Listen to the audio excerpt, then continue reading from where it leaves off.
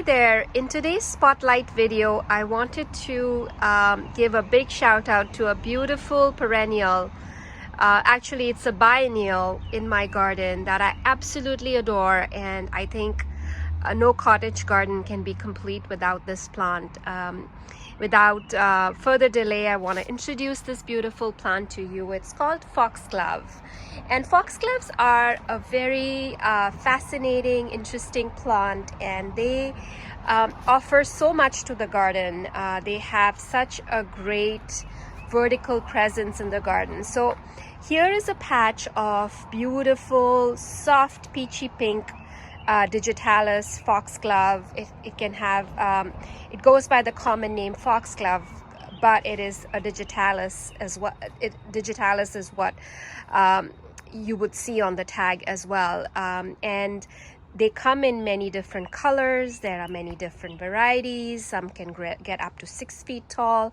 Some can get up to 2 to 3 feet tall as well. So depending on what you're looking for, there is a foxglove out there for you. But for me, foxgloves are just a quintessential plant for the cottage garden because they just add this different texture, different appeal to the garden, which I don't think is comparable to any other plant in the garden. So the easiest way to grow foxglove is from seed. So if you were to sow seeds for foxglove, you will get flowers the following year. So that's what biennials do. They have a 2-year growth cycle. So the first year they will develop leaves, and then in the second year is when you will see these blooms, and then they have completed their growth cycle and they will die and not return.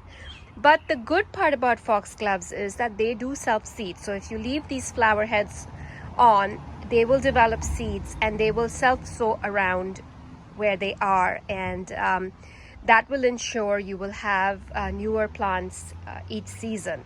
So you can start a foxglove patch, and then after a while it's going to take care of itself. New plants will develop, and then they will follow that biennial cycle and keep on going. So this is what has happened in this patch here. I planted a few foxglove plants last year, which bloomed. I think they said seed, and they dropped seeds here, and this year I have beautiful, I think they grew last year as well as just leaves from those seeds. And then this year I do have some beautiful majestic plants in this corner. So foxgloves growing condition, they are actually quite shade tolerant. You can grow them in dappled part shade quite easily, and they add this pop of color in a shadier spot as well. But I do have them growing here in full baking sun, and they do just fine. So depending on your growing conditions, I think they would work in either of those situations.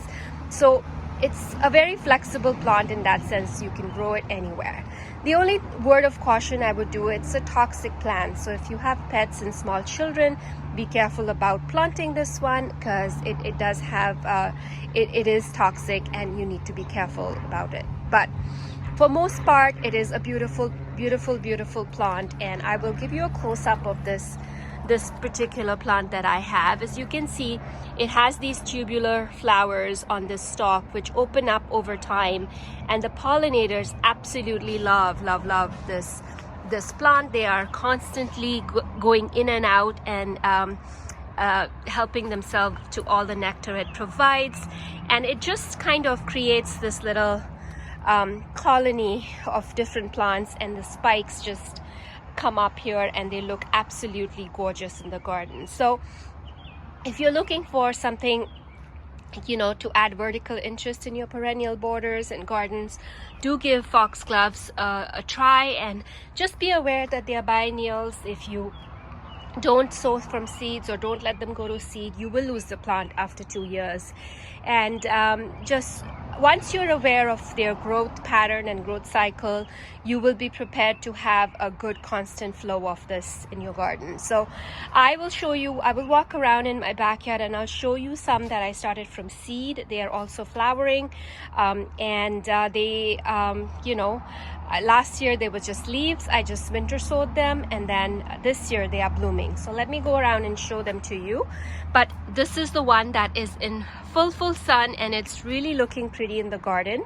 And I love digitalis. It is very, very pretty and very, very you know, stunning plant in the garden. Give it a try for sure in your own garden. And let me walk over and show you the other ones. There are some other ones that I planted from seed last year, and it was a mixed packet of seeds. So I do have different colors here. I have this beautiful pink, which is also really gorgeous.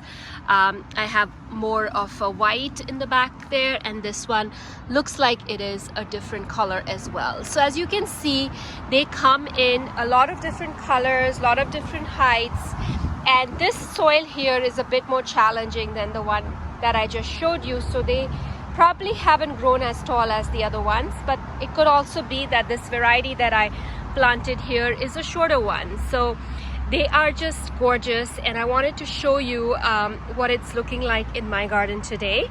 And let me also walk over and show you some other seeds that seedlings that I planted this spring as well. So as you can see, I have more of these planted here. So I'm not really sure if they're going to bloom this year or they are going to bloom next year, but these were bought from a nursery in smaller pots and planted here. So I'm hoping that they will establish here, and I'll let them self-seed here as well.